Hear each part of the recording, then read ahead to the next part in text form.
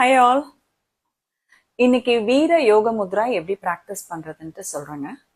கம்ஃபர்டபுளா இருந்தா உங்களால பத்மாசனம் போட முடிஞ்சா பத்மாசனம் போட்டு இந்த போஸ்டருக்கு உட்காரலாம். கைகளை பின்புறமா இப்படி கட்டிக்கணும். இப்படி மணிக்கட்டை கட்டி இருந்தாலும் ஓகே, இல்லைன்னா இப்படி விரல்களை லாக் பண்ணி வச்சுக்கிட்டாலும் ஓகே.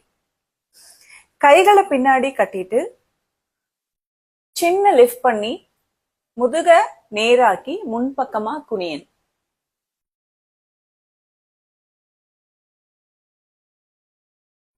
உங்களால முடிஞ்சா நீங்க கீழே போய் உங்க நெத்தி தரையில தொடலாம். அப்படி இல்லைங்கிற பட்சத்துல உங்களால எவ்வளவு தூரம் முன்பக்கமா போக முடியுமோ அவ்வளவு தூரம் போயிட்டு நீங்க ஸ்டே பண்ணலாம். 15ல இருந்து 20 கவுண்ட்டுக்கு இங்க நீங்க ஸ்டே பண்ணிட்டு மூச்சை உள்ள இழுத்துக்கிட்டே மேல் நோக்கி வரணும்.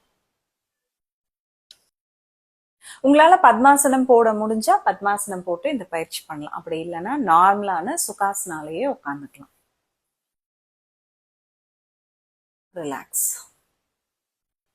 இந்த பயிற்சி பண்றதன் மூலயமா உங்களுக்கு முதுகு எலும்பு வந்து பாத்தீங்கன்னா ரொம்ப நல்ல வலுவா இருக்குங்க. அந்த முதுகு எலும்போட கனெக்ட் ஆயிருக்கிற நரம்புகள், அப்புறம் இந்த கால் பகுதியோட கனெக்ட் ஆயிருக்கிற நரம்புகள்லாம் வந்து பாத்தீங்கன்னா அதோடைய செயல்பாடு ரொம்ப நல்லா இருக்கும். இந்த மாதிரி இடங்கள்ல வலி இருந்ததுன்னா அந்த வலி வந்து குறையும்.